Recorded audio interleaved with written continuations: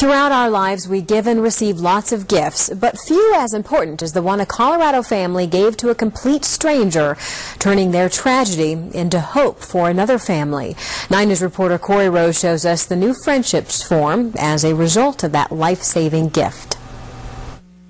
And I can remember thinking, boy, I sure hope that son of a gun's going to be okay, just as they busted into my room with a crash cart, telling me that I'm going into VTAC. Doctors agree they have no idea how Bill Fleming survived a widowmaker heart attack. They said, oh yeah, you had a widowmaker, and you should have been dead on Saturday. I just figured there was a reason why I was still alive.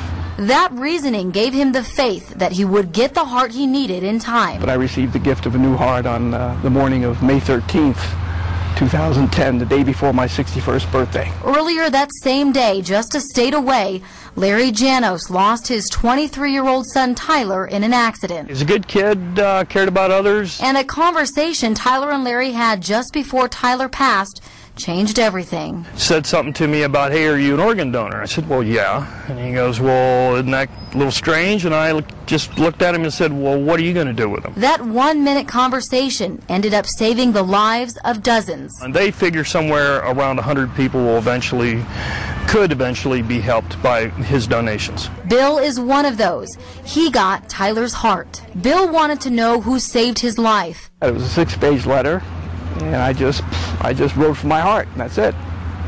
My heart and Tyler's heart, to be quite frank. And after months of letters back and forth, they finally met. It was neat the day that we first met him. I came down and I had the stethoscope, and it's like, dude, we got to try this out. So, and we did. That was the first of many experiences together. Bill, I, and a kennel full of dogs, and we drove cross country. The big thing was when I met his family. They had a belated Christmas celebration this past January.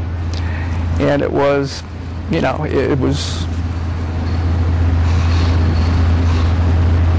just hard to explain. All the pictures that I took over the years. Bill and Larry have a bond that's different than any other. Where was that at? That was at about 4 blocks away from University of Colorado Hospital. And Bill's bond with a man he's never met is also hard to explain. I talked to him every day. In a way, it was like we'd known each other for a long time. The only request the Janoses have asked. Because Tyler was a big geese hunter. In the fall, when you hear the sound of geese, just look up and smile. That's all the thanks Tyler would have wanted. Larry says this is the best possible outcome to a horrible situation. You look at the lives that have been saved and the people that have been helped. That's a pretty good legacy to leave. This would be your section, heart. The heart. The heart. In Denver. Great kid, miss him dearly. Corey Rose. A noble choice. We decided to become a donor. 9 News. 67% of Coloradans are registered to be organ donors, but more are needed. More than 2,000 people in Colorado are waiting for an organ transplant.